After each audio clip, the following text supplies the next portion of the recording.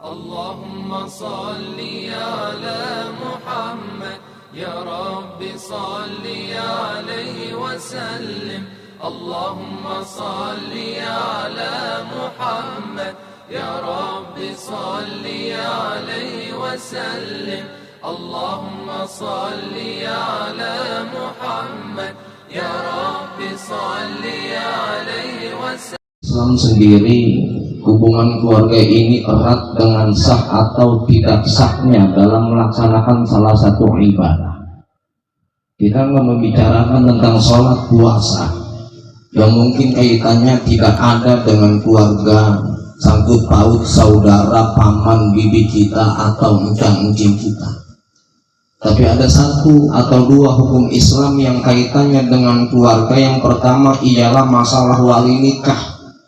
Ketika ada seorang anak perempuan tiba-tiba babanya meninggal dunia, maka walinya pada saat itu boleh diserahkan kepada engkongnya kalau masih ada.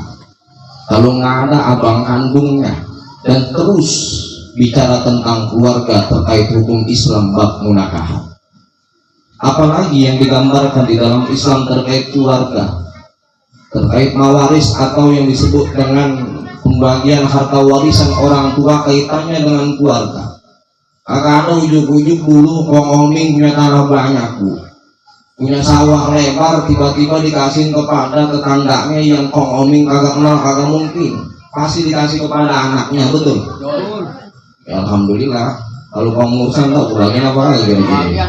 Alhamdulillah, makanya sehat afiat beliau, mudah-mudahan beliau panjang umur, sehat afiat. Sebab kalau kumpul agak ada orang tua, ada kurang hangat kalau kata orang bulan-bulan. Ini keluarga. Makanya kita setiap sebulan sekali ini ada kumpul, begitu istimewanya kita sebagai manusia, karena menyatukan keluarga ini gampang-gampang susah. Kalau timbang lewat grup WhatsApp mah gampang, yang susah kan yang kayak begini. Buat apa kita bikin grup WhatsApp keluarga sampai 1000 orang ngumpul, atuh juga kagak, kenal juga kagak, padahal itu sudah ada dia, main masuk-masukin aja. Yang penting tuh kayak begini, kita mau 10 orang kayak 5 orang kayak 3 orang kayak, yang penting kumpul tatap muka. Ini yang namanya sunnah dari Rasul Sallallahu Alaihi Wasallam. Khairukum li ahli wa ana khairukum li ahli. Nggak Nabi. Ustaz Mahfud lebih paham dulunya daripada saya, karena saya juga ngomong bisa ngomong doang. Jadi Nabi gambarkan di dalam salah satu hadisnya bahwa sebaik-baiknya di antara kita ini ialah orang yang terbaik untuk mengurusi keluarganya. Dan Nabi sendiri adalah orang yang paling terbaik dalam mengurusi keluarga Nabi. Kenapa? Karena yang namanya mengurusi keluarga itu rada-rada susah. Nggak semudah membalikan telapak tangan. Anak 10, 1 meladut, 2 bandel banget, 3 alim, 4 soleh, 5 kagak pulang-pulang, yang ke-6 main janda mulu, kan begitu kita.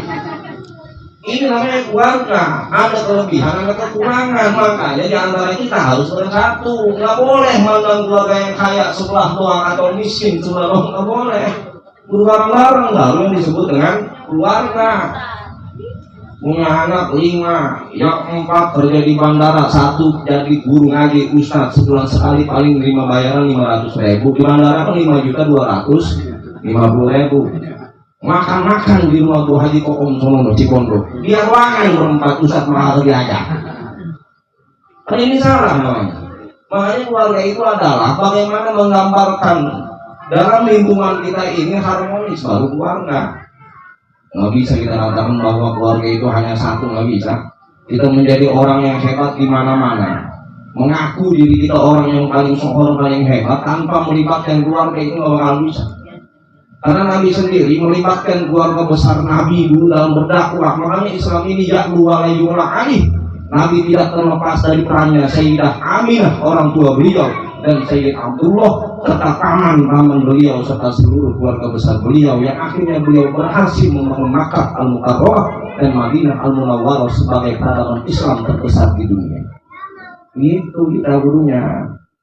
Kita kalau ngikutin ego aja setiap hari, kalau kita selalu permusuhan antar sama keluarga saudara kita, saling berpintar-pintar, saling bercerdas-cerdas, maka tidak akan tercipta kerukunan keluarga yang harmonis di antara kita, Makanya bersyukurlah kita mempelajari orang tua kita dulu. Pada saat itu orang tua kita kagak kenal yang namanya itu kuliah, Pak. Nggak kenal, Pak. Dulu di bangku larangan kaum urusan lebih dulu daripada saya. Nggak sekolah. Tapi mendidik anak itu dengan pendidikan akhlakul karimah yang baik. Bagaimana sebagai anak itu akur semua-muanya dalam keadaan yang susah, makan bareng-bareng di nampan, kalau punya piring sama sambal terasi doang enak, sayur asam doang enak. Udah rebon dah. Kalau udah 3 malam tuh pun jangan tiganya. Enak aja kita, kagak ada pada saat itu yang mati keracunan makan udah rebon. Karena apa? Ikhlas kita dalam membangun keluarga. Bagaimana anak kita semuanya, kita sebagai anak pun sadar diri bahwa kita punya adik kita pun punya adik ataupun abang kita. Ketika kita sebagai abang belum makan, kita mikirin adik kita belum makan apa belum. Lalu barang lah, mau makan kalau sudah mau agak mati sekalian. Kita pintu surga atau neraka itu bisa jadi patokannya di keluarga kita. Dalam ruang lingkup besar, dalam ruang lingkup kecil mungkin anak istri kita aja. Ya ayyuhalladzina amanu qu anfusakum wa ahlikum nar, itu kan sering dalam ayatnya. Memang lingkup yang kecil itu istri atau anak kita atau suami dan anak kita. Tapi lingkup besar ialah bagaimana kita ini ketika kehilangan orang tua ada abangnya orang tua. Ketika kehilangan orang tua ada adiknya orang tua. Ketika kehilangan orang tua ada yang namanya sepupu orang tua. Ketika kehilangan orang tua ada yang namanya keponakan orang tua, sepupu kita. Ketika kehilangan orang tua ada yang namanya daripada keluarga besarnya orang tua. Itulah pengganti orang tua kita. Orang tua kita boleh wafat, tapi ada darah dagingnya yang pada saat itu masih ya keluarga besar daripada orang tua kita. Penting makanya itu surga akan terbuka dengan kita bersama, dan itu neraka akan terbuka dengan kita bersama. Makanya adalah pintu surga dengan kebersamaan dan keharmonisan dan keluarga kita. Berarti kita mengatakan kegiatan setiap bulan kumpul bareng keluarga itu adalah ciri-ciri kita miftahul jannah.